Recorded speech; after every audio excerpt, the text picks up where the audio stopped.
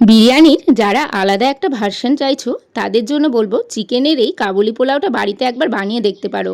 এইটুকু বলতে পারি মনোমুগ্ধকর একটা খাবার কিন্তু তোমাদের জন্য এটা হতে চলেছে। অসাধারণ স্বাদের এই রকম পোলাও বাড়িতে কিন্তু খুব কম উপকরণ দিয়েই কিন্তু তৈরি হয়ে যাবে। তার জন্য একটা মশলা বানিয়ে নেব। নিয়েছি দারচিনি, লবঙ্গ, এলাচ, আর এলাচটা নিয়েছি ছোট আবার বড়, স্টার অনিয়ন, আর নিয়েছি সাজিরে। এই দিয়ে একটা শুকনো খোলায় ভালো করে ভেজে নিয়ে এটাকে গুঁড়ো করে নিতে হবে। 300 গ্রাম মতো পেঁয়াজ আমি এখানে কেটে নিয়েছি, বেশ ঝিরিঝিরি করে কেটেছি। কড়াইতে গরম করে নিয়েছি আমি ঘি। পুরো রান্নাটাই কিন্তু ঘিয়ে হবে। রসুন আর কাঁচা লঙ্কা কিন্তু বেটে নিয়েছি শিলপাটাতে, কারণ শিলপাটার যে রান্নার ফ্লেভার সেটা কিন্তু বদলে দেয়। তোমরা যদি চাও একটু সাদা তেল অ্যাড করতেই পারো, তবে আমি বলবো পুরোটা যদি ঘিয়ে বানাও এই কাবুলি পোলাওয়ের যে স্বাদ সেই স্বাদটা কিন্তু জাস্ট অসাধারণ হবে। পেঁয়াজটা বেশ লাল করে ভাজা হয়ে গেলে আমি কিন্তু চিকেনটা দিয়ে দেব। চিকেনগুলো আমি কিন্তু বেশ বড় বড় সাইজে নিয়েছি, যেহেতু আমার এখানে পোলাও হচ্ছে, পোলাওয়ের চিকেন একটু বড়ই হয়। অন্যদিকে রসুন আর কাঁচা লঙ্কাও কিন্তু ভেজে নিতে হবে, সেই পেঁয়াজের মধ্যে দিয়ে দিয়েছি। ভালো করে যখন ভাজা হয়ে যাবে এই অবস্থায় চিকেনগুলো দিয়ে দেব। এখানে চিকেন দেওয়ার একটাই কারণ, তার জন্য হচ্ছে যে পেঁয়াজ থেকে যে জলটা বেরোবে আর পেঁয়াজের যে মিষ্টতা, সেই মিষ্টতাটা যখন চিকেনের মধ্যে ঢুকে যাবে তার ফ্লেভারটা কিন্তু অন্যরকম স্বাদের চলে আসবে। কিছু বাটা মশলা যেমন আদা বাটা, লঙ্কা গুঁড়ো, রসুন আর সামান্য পরিমাণে লবণ, ব্যাস এইটুকু দিয়েই কিন্তু পুরো রান্নাটা আমার কমপ্লিট। আদা বাটা, রসুন বাটা কিন্তু আমি আগেই শিলপাটাতে বেটে নিয়েছি। যখন দেখবে চিকেনটা দিয়ে তেল বেরিয়ে আসছে তখন দিয়ে দিবে লবণ। ব্যাস এইটা দিয়ে কিন্তু বেশ কিছুক্ষণ ঢাকা দিয়ে রাখবো। ঢাকা দেওয়ার পর দেখো কতটা তেল বেরিয়েছে, আর যে মশলাটা গুঁড়ো করে রেখেছিলাম সেই মশলাটা 1 চামচ মতো অ্যাড করব। পরে আমি আবারও কিন্তু মশলাটা দেব। আর এখানে কিন্তু গরম জল অ্যাড করবে।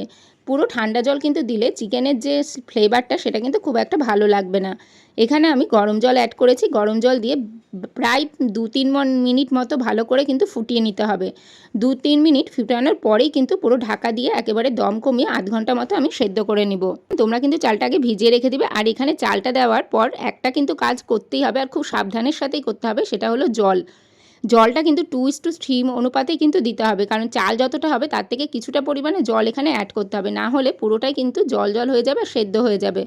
যাতে একেবারে ঝুরঝুরে একটা পোলাও হয় তার জন্য জলটা কিন্তু একেবারে মাপ মতো দেবে। চাল যদি অর্ধেকটা হয় তার থেকে একটু পরিমাণে জল কিন্তু অ্যাড করবে। এখানে আমি 2 চামচ মতো ভাজা মশলা অ্যাড করেছি, দিয়েছি গাজর কুচি আর দিয়েছি কাজু বাদাম। কাজু বাদামটা এখানে দেওয়ারই কারণ হলো যেহেতু এটা পোলাও হচ্ছে সেই জন্য কাজু বাদাম না দিলে কিন্তু ভালো লাগবে না। তোমরা চাইলে কিশমিশ অ্যাড করতে পারো, কিন্তু আমি এখানে কিশমিশটা স্কিপ করে গেছি। দিয়েছি পরিমাণ মতো একটু লবণ, দিয়ে বেশ কিছুক্ষণ ফুটানোর পর একেবারে দম কমিয়ে রেখে দেবো। এই অবস্থায় তোমরা একটা যে গ্যাসটা রয়েছে সেই গ্যাসের উপর একটা চাটু গরম করবে, সেই চাটুর ওপরে হাঁড়িটা বসিয়ে দেবে। প্রথমে আধ ঘন্টা মতো রেখে দেবে, তারপরে দম কমিয়ে একবারে 15 মিনিট মতো রাখলেই দেখবে একেবারে চিকেনটা মানে চিকেন পোলাওটা ঝরঝরে হয়ে গেছে। আর একটুখানি হাতা দিয়ে নেড়ে নেবে যাতে ভেতরে যে ভাপটা থাকে সেই ভাপটা বেরিয়ে যায়। তারপরে ব্যাস ঢেকে রেখে দেবে 15 মিনিট মতো। 15 মিনিটস পর যখন খুলবে দেখবে চিকেন পোলাওটা কতটা ঝুরঝুরে হয়েছে, আর খাওয়ার স্বাদ সেটা তো বলারই বাইরে।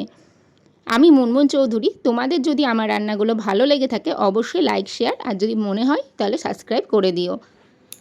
আর কিন্তু চিকেন পোলাও কিন্তু রেডি।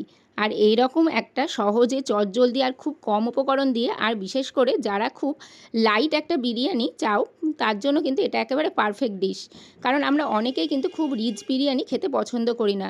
তাদের জন্য বলবো এই রকম একটা ভার্সন পোলাও কিন্তু তোমরা তৈরি করতেই পারো। যদি ভালো লেগে থাকে অবশ্যই কিন্তু কমেন্ট বক্সে কমেন্ট করে জানাবে কেমন হয়েছে। আর স্বাদটার কথা কিন্তু তোমরা না করে খেলে বুঝতেই পারবে না। একেবারে অন্যরকম স্বাদের কিন্তু হয়েছে এই পোলাওটা, অসাধারণ। আজকের মতো তাহলে বিদায় জানাই, আবারও চলে আসবো নতুন কোনো রেসিপি নিয়ে। টাটা।